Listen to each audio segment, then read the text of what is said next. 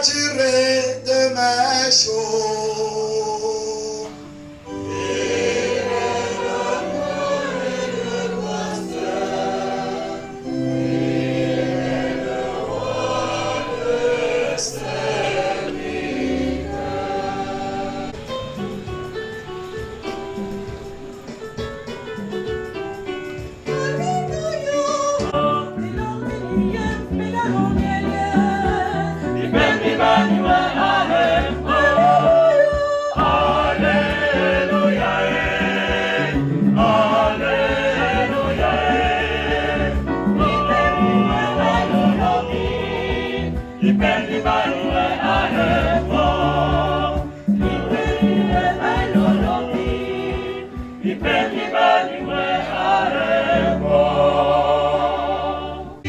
Nouvelle de Jésus-Christ selon Seigneur.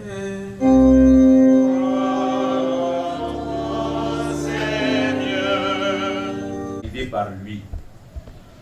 Engeance de vipère, qui vous a appris à fuir la colère qui vient.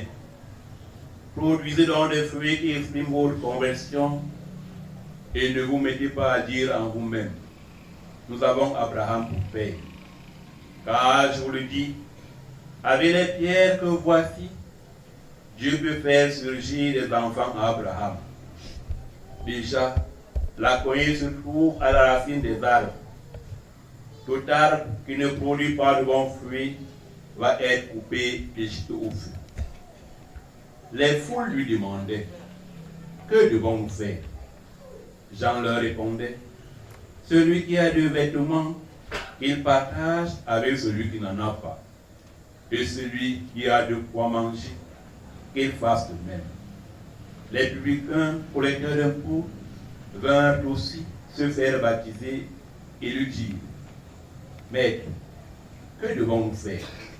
Il leur répondit: n'exigez rien de plus que ce qui est fixé. À leur tour, les soldats lui demandaient: et nous, que devons-nous faire? Il leur répondit: ne faites ni violence ni tort à personne, et contentez-vous de votre solde. Acclamons la parole de Dieu. Louange à toi, Seigneur Jésus. Chers frères et sœurs, chers amis, toute personne de passage ou bien de l'étranger dans ce coin ce soir serait à même de savoir qu'ici il y a un événement, il y a quelque chose de peu ordinaire à ne voir que les vaches, la lumière, la foule. On est à même de savoir qu'il y a quelque chose de peu ordinaire qui se passe. Et cette chose peu ordinaire qui nous rassemble, c'est le départ de notre frère, notre père, papa Justin. Et de façon ordinaire, pour parler comme tout le monde, comme les enfants, on dit qu'il est mort. Et nous savons que la mort est l'événement qui rassemble le plus d'hommes aujourd'hui. C'est vrai qu'on se rassemble lors des fêtes, des mariages, des anniversaires, ou bien encore les autres sacrements, baptême, confirmation, Eucharistie. Mais l'expérience montre qu'aujourd'hui, on se rassemble plus lors du deuil. Ou bien encore, les deuils deviennent plus fréquents que les autres événements. On peut dire qu'il y a certains que sûrement il y a certains parmi nous qui ne passent plus un mois sans assister à une veillée ou bien encore à un enterrement. Beaucoup sont ceux-là qui voyagent, on peut dire, tous les mois ou bien chaque week-end pour aller enterrer un frère, une soeur, un ami, une connaissance ou bien encore un collègue, un voisin.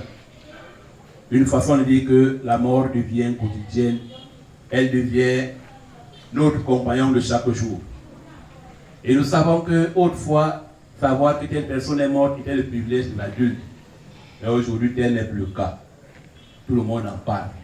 Les adultes, les jeunes, les enfants. Et parfois, ce sont les enfants qui sont les premiers à informer les parents que tel est mort, ou bien encore le père tel est mort, la mère tel est mort, le frère tel est mort, la soeur tel est morte. Une façon de dire que la mort chemine avec nous, elle devient notre lot quotidien, elle devient notre compagnon de chaque jour. On ne peut plus échapper. Et la mort, nous comme nous le savons, est la dernière mission que Dieu a infligée à l'homme. Nos premiers parents, Adam et Ève, après avoir péché, Dieu leur a infligé un certain nombre de punitions.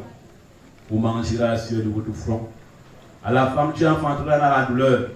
Et Dieu te conclut, ensuite, vous mourrez. Et une façon de dire que la mort est la pire des choses qui puissent arriver à un être humain. On peut être malade avec espoir de guérison. On peut avoir faim avec l'espoir de pouvoir manger après. On peut être épuisé avec l'espoir de prendre des forces neuves après. Mais quand la mort intervient, il n'y a plus rien à faire. On est dos au mur. Et la mort devient à ce moment-là l'occasion où chacun de nous est appelé à arrêter ses activités, appelé à tout abandonner pour écouter Dieu parler. Si notre Père n'avait été que malade, s'il n'avait été hospitalisé, nous ne serions pas ici aujourd'hui. Mais puisqu'il est mort, c'est une façon de Dieu de taper la main sur la table pour dire arrêtez, venez, je vais vous parler. Ou bien encore, c'est une occasion que Dieu saisit pour rassembler ceux qui partagent le même sang, ceux qui sont de la même famille. Parce que nos activités, nos préoccupations, parfois nous distraient. On n'a pas le temps de se rendre visite, de causer, de nous rappeler le passé, ou bien encore de parler en frères, en sœurs, en membres de famille.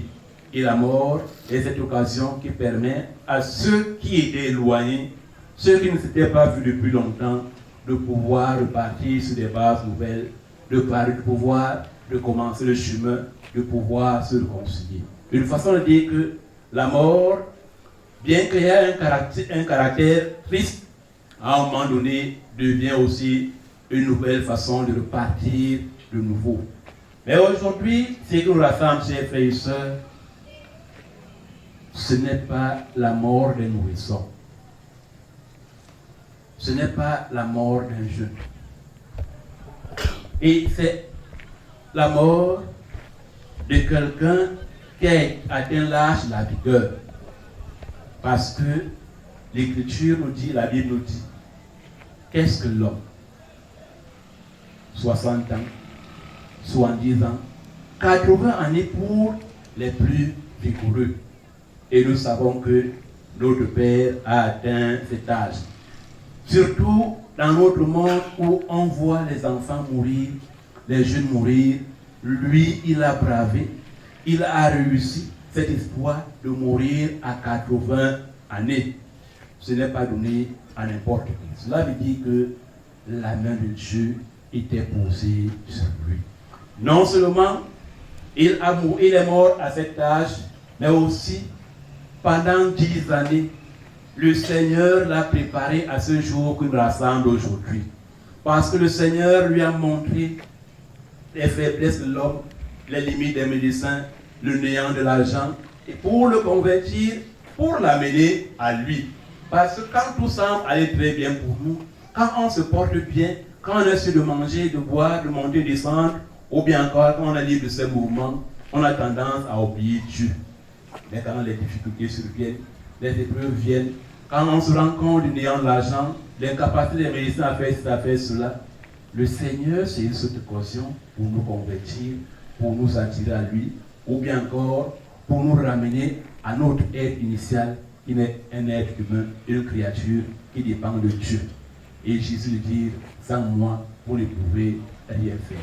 Donc la longue maladie de notre Père lui a seulement donné l'occasion de revenir à Dieu, de se convertir, de demander pardon à Dieu pour ses faiblesses, pour ses manquements. Je me rappelle même que d'une fois, je suis venu lui rendre visite en tant que prêtre, après qu'il m'ait fait appel pour dire qu'il veut parler au prêtre, parce qu'il veut se confier, il veut dire certaines choses, il veut se confesser.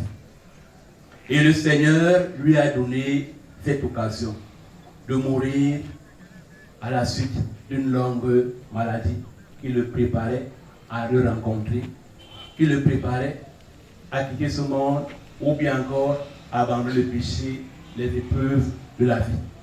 Et notre Père qui nous rassemble, comme je le disais, il meurt à 80 années. Pendant que d'autres meurent à moins que ça. Pendant que d'autres meurent des suites de coups de maladie. Pendant que d'autres meurent, ils sortent, ils ne reviennent plus. Ou bien encore, d'autres meurent étant plus entiers parce que décapités. Et la question est de savoir comment lui il a fait. Qu'est-ce qui s'est passé? Donc l'évangile nous interpelle. Nous aussi, pour mourir à cet âge, pour mourir en les mains de notre famille, pour mourir entier, pour qu'à notre mort, nos membres de famille soient là. À la foule qui a demandé à Jean-Baptiste que devons-nous faire, Jean-Baptiste a répondu que celui qui a 2 vêtements, il partage avec celui qui n'en a pas. Les autres. Il a permis à ce que les autres puissent grandir. Il s'est abaissé, il s'est humilié pour que les autres grandissent. Il n'a pas conservé la joie seul. Il a voulu que les autres aient aussi la joie. Il a voulu que les autres soient aussi éduqués. Il les a envoyés à l'école. Il s'est occupé des autres. Il n'a pas voulu être heureux seul, un peu comme la plupart du temps nous faisons quand nous avons un peu de moyens. Nous voulons lire sur le regard soumis des autres notre propre domination. Ou bien encore, nous voulons que les autres se plient pour qu'on puisse leur rendre service. Tel n'a pas été le cas de notre Père. Il s'est donné, il s'est sacrifié, il a rassemblé, il a permis à ce que les autres soient ce qu'ils sont aujourd'hui. Et aussi, les collecteurs d'impôts, les publicains, vont voir Jésus, vont voir Jean-Baptiste. Que devons-nous faire? Jean-Baptiste répond: négligez rien de plus que ce qui vous est fixé. Donc, contentez-vous de ce que vous avez. Contentez-vous de ce que vous avez. Notre Père, comme nous le savons, il a été un homme juste, un homme vrai, un homme qui disait ce qu'il pense et faisait ce qu'il pense. Et cela lui a permis d'être vrai, d'aller droit et de ne pas avoir à se tromper ou bien encore à se contredire. Et la plupart des chers frères et sœurs, nous sommes à l'origine de nos souffrances, de nos difficultés, quand nous cherchons à être heureux seuls, quand nous cherchons à être joyeux seuls. Nombreux sont ces personnes qui s'enferment dans leur barrière avec leur argent parce que, comme autour d'eux, il n'y a que les pauvres, ils ne sont plus en sécurité. Comme dans la famille, il n'y a que eux seuls qui ont émergé. Ils ont passé le temps à écraser les autres, ils ne sont plus en sécurité. Jour après jour, on cherche leur mort. Jour après jour, on les salue et on leur colle les étiquettes et on interprète même négativement leur richesse. Pourquoi? Parce qu'ils ont voulu être heureux seuls. S'il y avait l'occasion de les mettre à mort, les autres le feraient. Que celui qui a 2 vêtements, qu'il partage avec celui qui n'en a pas. Celui qui a de quoi manger, qu'il fasse de même. Contentez-vous de votre sol. Nombreux sont ceux-là qui ne sont pas fiers de ce qu'ils sont, qui ne sont pas fiers de ce qu'ils ont un cœur large, un gros cœur. Il veut avoir ici, maintenant. Il veut avoir tout en peu de temps. Et la plupart du temps, il quitte aussi le monde très tôt. Que devons-nous faire pour mourir aussi à 80 années? Contentez-vous de votre sol. Contentez-vous de ce que vous avez, ce que vous êtes. Partagez avec celui qui n'a pas. Donnez à celui qui n'en a pas. Donnez le vêtement à celui qui est nul. Et la plupart du temps, notre mort est précipitée parce que nous voulons être la seule étoile. Nous voulons émerger seuls. Nous voulons être heureux seuls. Donc aujourd'hui, notre Père qui meurt à cet âge nous interpelle. Comment mourir aussi? Dans notre monde où on voit les uns les autres mourir à un jeune âge. Comment mourir aussi, on peut dire, étant à sa vieille d'âge. Ayant vu les enfants de cet enfant, comment mourir à cet âge dans notre contexte. Et les soldats sont venus en dernier lieu pour demander à Jean-Baptiste. Et nous, que devons-nous faire? Ne faites ni violence, ni tort à personne. Ne faites ni violence, ni tort à personne. Et la plupart d'entre ces frères et sœurs, les uns les autres ne se supportent plus. Tout simplement parce que, à cause de notre comportement, leur rendons la vie impossible. Avec ce que nous sommes, avec ce que nous avons, ils nous arrivent de les écraser. Ici, l'occasion leur est donnée de pouvoir nous faire du mal. Ils ne vont pas hésiter. Tout simplement parce que nous sommes des personnes injustes. Nous ne sommes pas vrais. Quand il faut dire la vérité, nous mentons. Nous condamnons l'innocent et nous donnons raison aux coupables. Et le Seigneur nous interpelle aujourd'hui. La plupart du temps, ces choses sont à ce que on quitte ce monde très tôt. Que devons-nous faire pour mourir à cet âge? Papa Justin, comme nous le savons, a perdu sa femme. Ça fait 25 ans. 25 années. Et comme il meurt, il n'y a plus d'autre femme dedans. Pendant 25 ans, il s'est consacré sur ses enfants.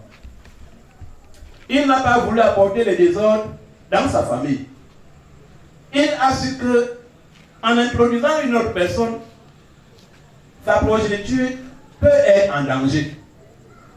Non seulement il a envoyé chacun dans les écoles chrétiennes, dans les écoles catholiques pour avoir une éducation catholique, pour les préparer à pouvoir mettre en pratique ce quatrième commandement qui dit: honore ton père et ta mère.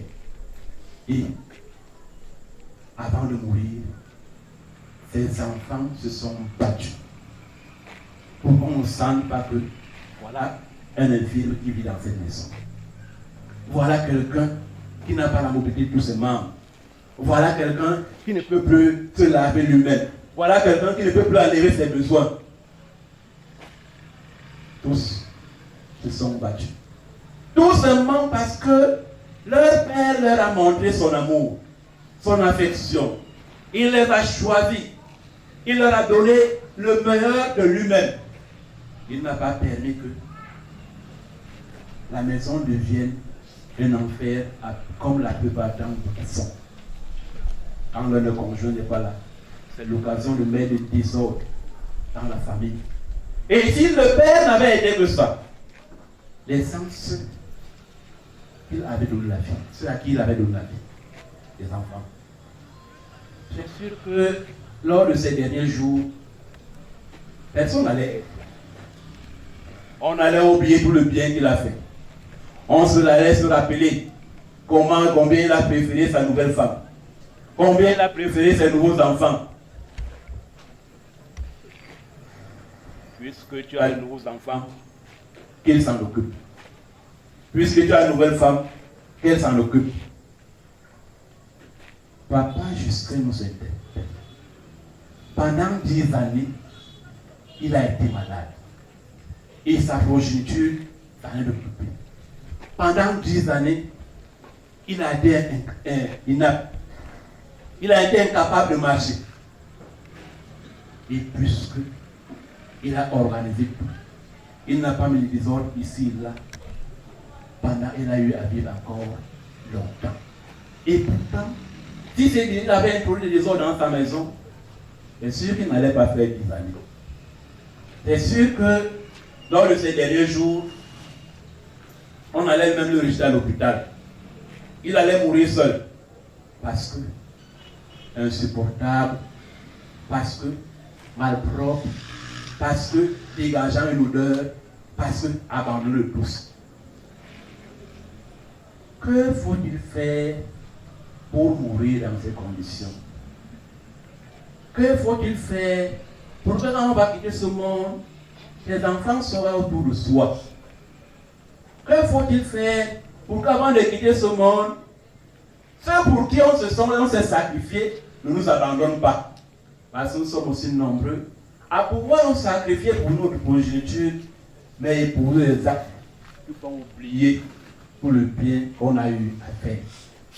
Et aujourd'hui, notre Père, Papa Justin, nous interpelle. Lui, il meurt dans ces conditions.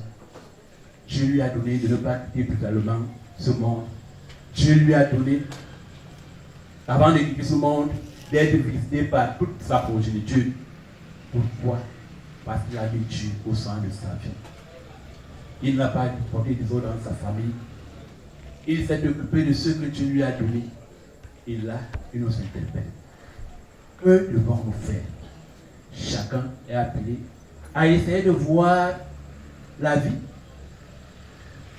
traversée par notre Père, notre ami, et emprunter ce chemin. Nous avons dit que notre Père, en quittant ce monde, nous laisse un testament. Si toi, tu veux aussi vivre comme ça, si toi, tu voudrais que autour de toi, quand tu vas mourir, tous tes enfants soient autour de toi, fais comme lui. Si tu voudrais que tes enfants te supportent, t'acceptent, ou bien encore, sois soumis, bien que tu sois devenu incapable, donne-leur une éducation chrétienne.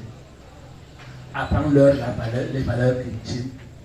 Imprime dans leur cœur la crainte de Dieu. D'une façon dit que, chers frères et sœurs, en priant pour notre Père, notre ami Papa Justin, prions davantage pour nous-mêmes. Parce que lui, il quitte ce monde déçu d'une longue maladie. C'est-à-dire, il a préparé ce jour. Il a eu le temps d'essayer pour se convertir, pour demander pardon. Et il meurt entre les mains de ceux qu'il a aimés, de ceux qui l'ont aimé. Et aujourd'hui, nous sommes rassemblés pour célébrer sa messe. On a commencé à 15h, on continue aujourd'hui et on va achever demain. Est-ce que nous sommes sûrs que quand nous allons mourir, nos enfants seront là? Est-ce que nous sommes sûrs que quand nous allons mourir, notre famille sera là? Est-ce que nous qui continuons à vivre aujourd'hui, est-ce que nous sommes sûrs que quand nous allons mourir, les enfants vont demander de faire la messe? Pour chacun, en priant pour le Père, Papa Justin, prie pour lui-même, pour sa propre conversion, pour que ce que le Seigneur a mis autour de nous, nous puissions en tenir compte. Parce que la plupart du temps, il nous arrive de croire que les vrais amis, les vrais frères, sœurs, la vraie femme, les vrais enfants sont dehors et ceux de la maison. Le vrai mari est dehors, ceux de la maison ne servent plus à rien. Nous sommes le Christ.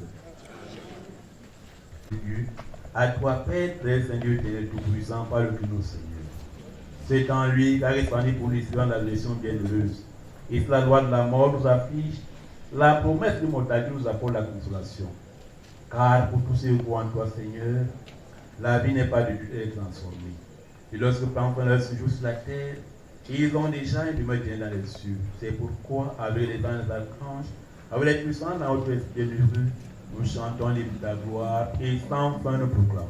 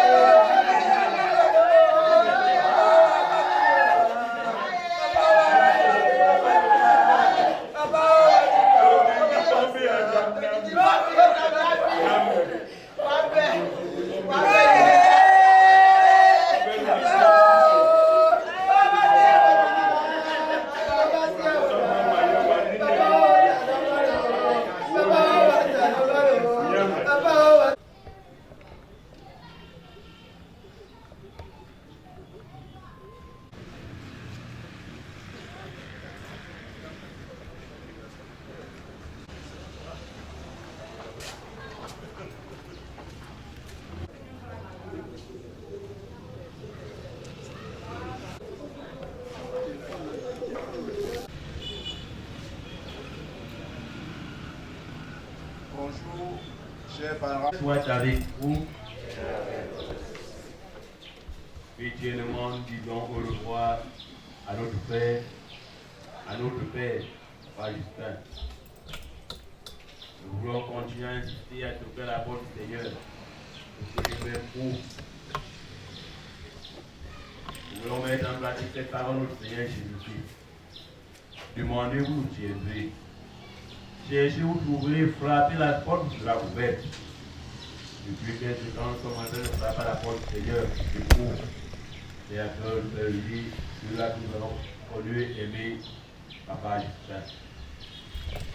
Frères et sœurs, pour que nos prières continuent, commençons par nous purifier en reconnaissant que nous sommes de beaux pécheurs. Je comprends.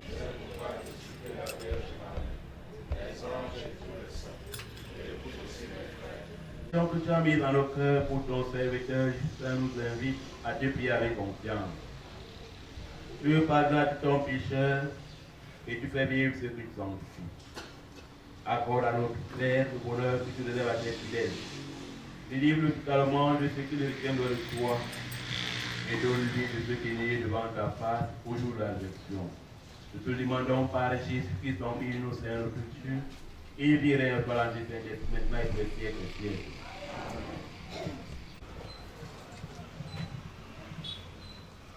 Lecture de la lettre de Saint Paul apôtre aux Romains. Chapitre 8, les versets 31 à 35, 37 à 39. Qui sera contre nous? Il n'a pas refusé son propre Fils, il l'a livré pour nous tous. Comment pourrait-il, avec lui, ne pas nous donner tout? Qui accusera ce que Dieu a choisi? Puisque c'est Dieu qui justifie.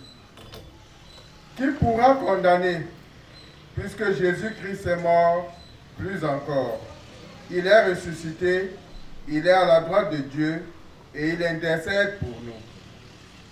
Qui pourra nous séparer de l'amour du Christ? La détresse, l'angoisse, la persécution, la faim, le dénuement, le danger, le supplice? Oui, en tout cela, nous sommes les grands vainqueurs grâce à celui qui nous a aimés. J'en ai la certitude. Ni la mort, ni la vie, ni les esprits, ni la puissance, ni le présent, ni l'avenir, ni les astres, ni les cieux, ni les abîmes, ni aucune autre créature, rien ne pourra nous séparer de l'amour de Dieu qui est en Jésus-Christ, notre Seigneur.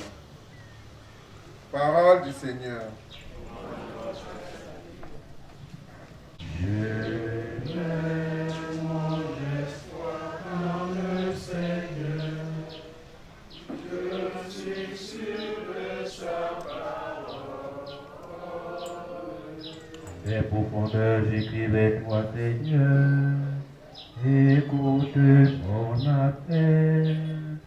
Que ton oreille se fasse attentive au cri de ma prière.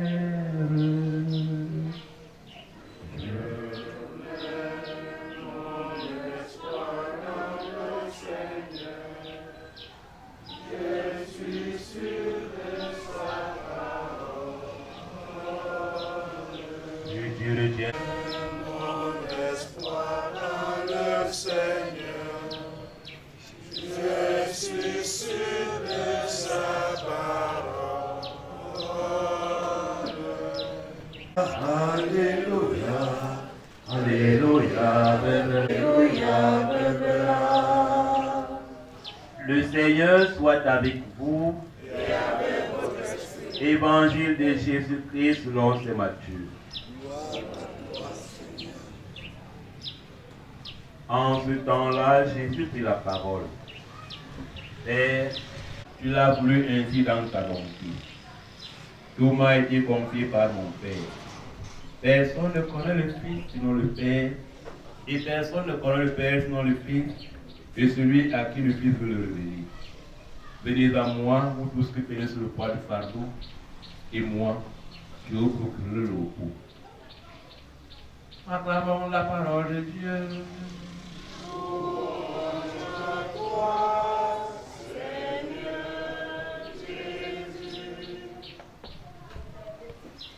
pauvres. Chers frères et sœurs, chers amis, comme je disais au début de cette Eucharistie, nous sommes toujours là pour continuer à toquer à la porte du Seigneur, ici en faveur de notre frère, notre Père, Papa Justin. Dieu nous l'a donné, aujourd'hui Dieu le reprend. Nous avons quitté nos maisons, nous avons tout abandonné pour témoigner notre attachement à celui qui nous rassemble aujourd'hui, à celui qui de façon définitive s'est couché. Parce que hier, comme chacun de nous, il montait, il fallait. Hier, comme chacun de nous, il pouvait s'asseoir, il pouvait se mouvoir. Et aujourd'hui, de façon définitive, il s'est couché, il s'est endormi dans un sommeil éternel. Il a emprunté le chemin où on délivre seulement le pied aller. Il n'y a pas de tour. Il a emprunté ce chemin pour nous précéder dans la maison du Père, pour nous précéder dans ce royaume que tous nous cherchons à travers le bien que nous faisons, à travers les services que nous rendons, à travers la grande ouverture de notre cœur vis-à-vis de nos frères, vis-à-vis de nos sœurs. Aujourd'hui, chers frères et sœurs, comme le disait hier, la mort fait son quotidien, elle devient notre compagnon de chaque jour. Et hier c'était telle famille, aujourd'hui c'est celle-ci, pour dire que la mort n'est pas la priorité d'une certaine famille, ou bien encore de telle personne, mais la mort fait son tour dans le monde. Et notre Père, on peut dire qu'il est mort étant rassasié d'âge. Dans notre contexte aujourd'hui, où on voit les enfants mourir, les jeunes mourir, les nourrissons mourir, lui, il a atteint l'âge, la vigueur, 80 années. C'est une grâce dans notre contexte, dans notre monde aujourd'hui. Mourir à cet âge, mourir entre les bras de ceux qu'on aime, les bras de sa famille. C'est une joie énorme. C'est une grâce. C'est ce que beaucoup cherchent la plupart du temps. D'autres n'ont pas cette grâce, cette joie d'être entourés par ceux qu'ils ont aimés, par ceux qu'ils ont côtoyés. Notre Père qui s'en va compte sur chacun de nous. Il compte sur nos prières, il compte sur nos intercessions, parce que le mort ne peut plus prier. Le mort ne peut plus demander pardon à Dieu pour ses faiblesses, pour ses péchés. Il n'y a que Dieu seul qui prie. Il n'y a que le vivant seul qui prie Dieu. Il n'y a que le vivant qui peut demander pardon à Dieu pour les péchés. Il n'y a que le vivant qui peut intercéder pour le mort. Le mort, lui, de façon définitive, il a fermé sa bouche. Il se remet entre les vivants, entre les mains de ceux qu'il a eu à aimer, de ceux qui l'ont côtoyé, de ceux qu'il appelait papa ou bien frère, ami. Une façon de dire que plus que jamais, notre Père compte sur nous. Il compte sur chacun de nous. Il compte sur nous pour que nous puissions demander pardon à Dieu pour ses péchés qu'il n'a pas le temps de faire pour demander pardon pour ses égarements. Aujourd'hui,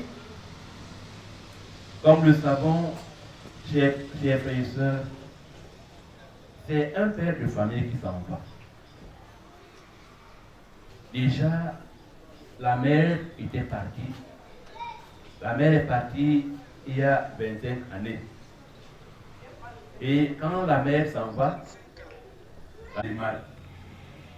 La mère de cette personne qui nous accueille toujours, une vraie mère de celle-là qui, jour après jour, les malentendus de son enfant.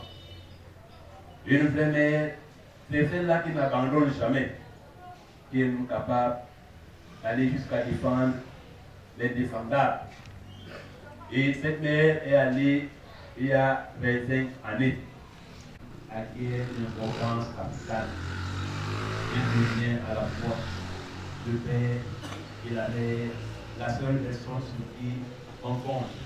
Il a été appelé celui auprès de qui on avait à aller chaque fois. Et voilà que pour tout le monde, ou bien encore la mère pour planifier tout le monde pour le futur. Personne s'en va. On pouvait dire le seul espoir qui restait aux enfants.